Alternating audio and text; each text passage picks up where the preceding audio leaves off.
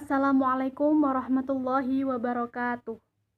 Perkenalkan, nama saya Arifah Dia Hidayanti, NIM 2118298 dari kelas Telaah Kitab Pendidikan A. Pada kesempatan kali ini, saya akan memberi komentar tentang Kitab Ta'lim Muta'alim karya Syekh Imam Al-Zarnuji. Jadi, Kitab Ta'lim Muta'alim ini adalah karangan Imam atau Syekh Al-Zarnuji. Kitab Ta'lim Muta'alim ini terdapat 13 bab, antara lain bab pertama yaitu menerangkan hakikat ilmu, hukum mencari ilmu, dan keutamaan-keutamaannya. Bab yang kedua yaitu niat dalam mencari ilmu.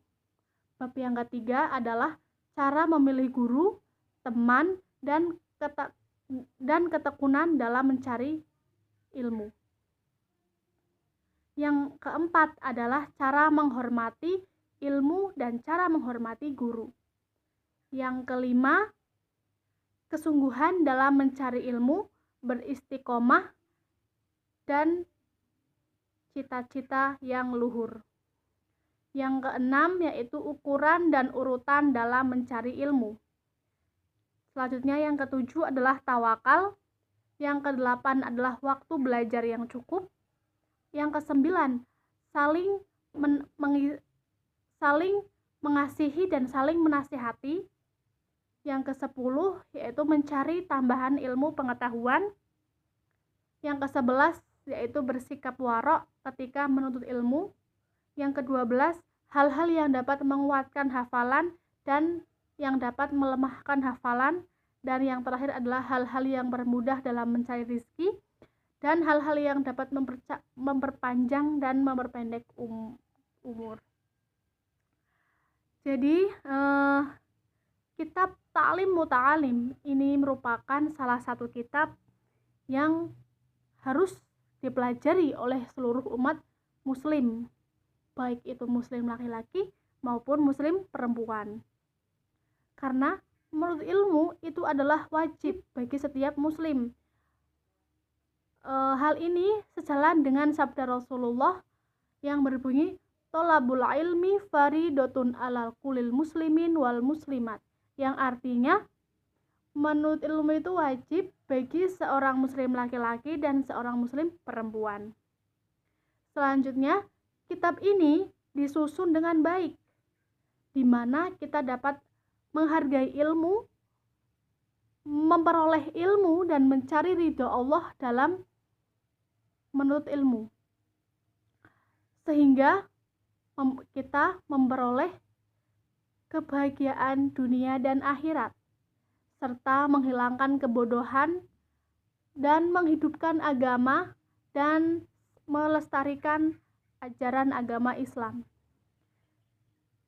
Di sisi lain, problematika saat ini di era globalisasi seperti sekarang ini, adab seseorang, khususnya seorang siswa atau pelajar terhadap ustadz atau mu'alim, itu adalah sangat menjadi urgensi yang sangat penting, di mana seorang siswa